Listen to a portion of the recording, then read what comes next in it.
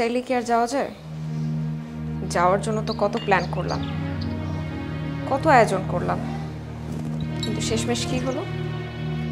যাওয়াটাই হলো না। আমার কি মনে হয় জানো লিসা, না গিয়েই বরং ভালো হয়েছে। কেন?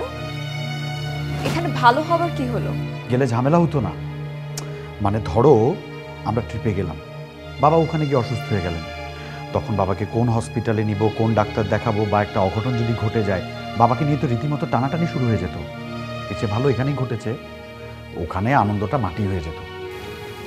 এটা অবশ্য ঠিকই বলেছ, তবে আমি আরো একটা কারণে খুশি।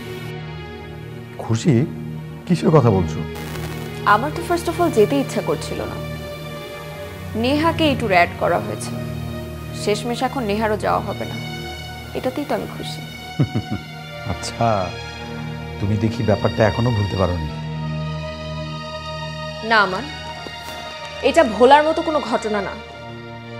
আমি সত্যি এই বিষয়টা মন থেকে মেনে নিতে পারিনি যে নেহা আমাদের সাথে যাচ্ছে।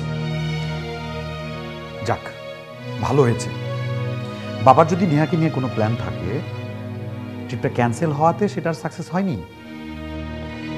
প্ল্যান অবশ্যই ছিল, আমি শিওর এটার পিছনে নিশ্চয়ই একটা গোপন ষড়যন্ত্র ছিল। আচ্ছা ঠিক আছে ঠিক আছে, এখন এটা নিয়ে তোমাকে কোনো টেনশন করতে হবে না। বলো এখন কি করবে? সেটাই বলতে চাচ্ছিলাম তোমাকে। রেডি যখন হয়েছি, চলো কোথা থেকে ঘুরে আসি। কি বলছো? বাবাকে এরকম পরিস্থিতিতে রেখে? আচ্ছা সবাই কি বলবে বলো তো? কে কি বলবে? আর বাবা তো এখন সুস্থ হয়ে গেছে, এখানে তো কারো কোনো প্রবলেম থাকার কথা না। তারপরও মাত্র অসুখ থেকে উঠলো বাবা,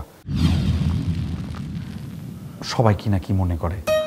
আরে বাবা, আমরা তো থাকতে যাচ্ছি না, জাস্ট ঘুরতে যাচ্ছি, ঘুরে চলে আসবো।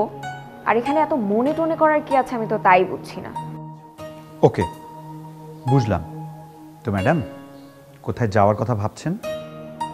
চলো না মায়ের বাসা থেকে বেরিয়ে আসি, অনেক দিন তো হয়েছে যাই না। বাবা, মানে এখন ওখানে যাব? ট্রাফিকের যে অবস্থা, যেতে যেতেই 2 ঘন্টা লাগবে, দুপুর, তারপর আবার ফিরতে হবে নাকি? এত শর্ট টাইমে গেলে তারাও তো মন খারাপ করতে পারেন নাকি? করবে না, এরপরে না হয় একদিন সময় করে যাব, কিন্তু আজকে চলো প্লিজ। আচ্ছা ঠিক আছে ম্যাডাম, চলেন। ঠিক আছে, তাহলে তুমি দাঁড়াও, আমি মাকে একটা কল দিয়ে বলি। জানিয়ে দাও আমরা আসছি।